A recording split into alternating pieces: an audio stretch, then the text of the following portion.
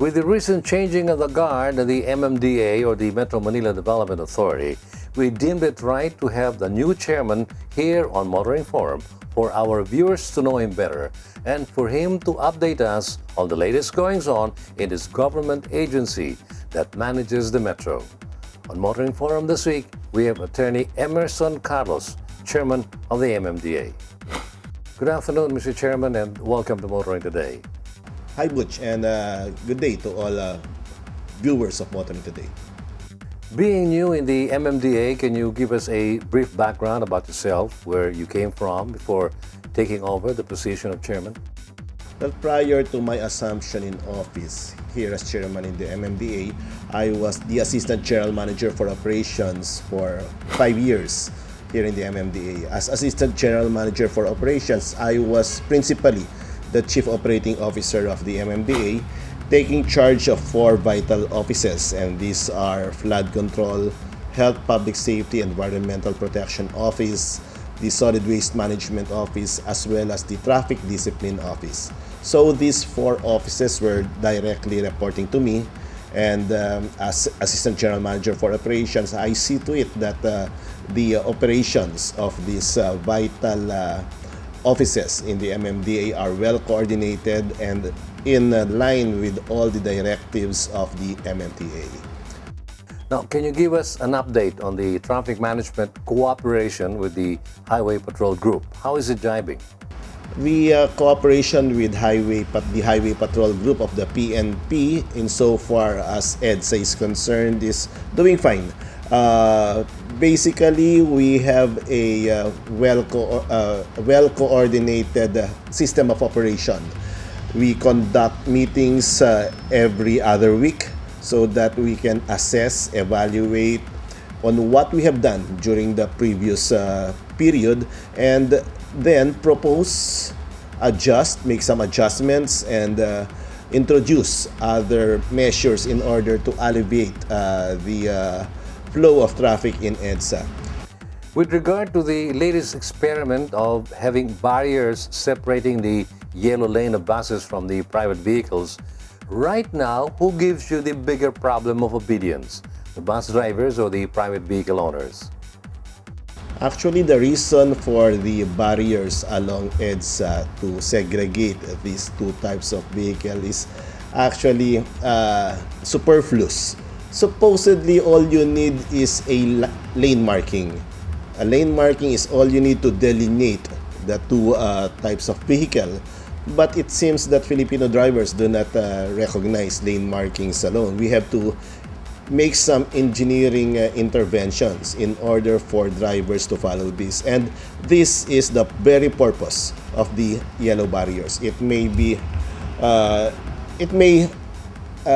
get more space along the road, but it's the only way to curb the behavior of drivers along these major thoroughfares.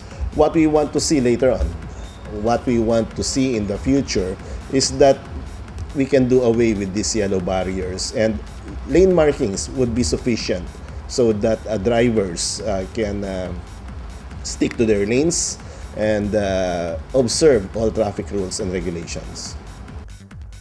Tell us, how do you find this new experiment? Do you think it's working in increasing even a little bit in traveling along EDSA? Right now, it's we can see from our initial assessment in the past few days that it's working. But we want to see a bigger picture as the days go on. We want to see what will happen when people have really adjusted. Along the area, it's really working. We don't see any problem with it. But we want to see further back, where vehicles try to get in these barriers. It seems that this would actually eventually cause the problems that we are envisioning. So we want to make an assessment several days after the project is still in its infancy stage, and an assessment at this point in time is still premature.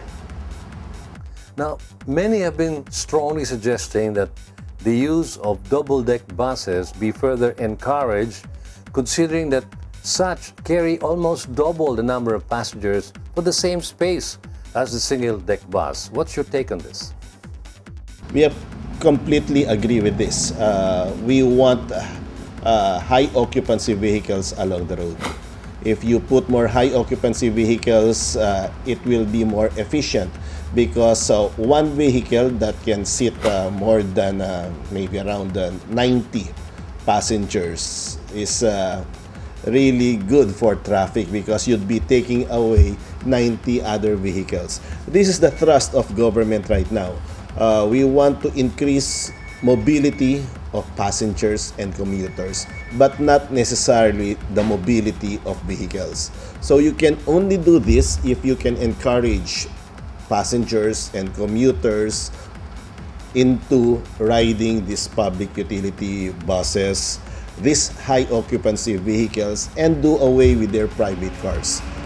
Statistics show that along EDSA, 90%, more than 90% of the vehicles are private vehicles.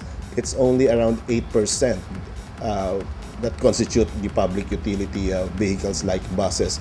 But if you look at the efficiency of buses, one bus alone can carry 60 passengers. So if 60 car riders leave their cars behind and take this one single bus, you can see the difference in the congestion factor along these roads.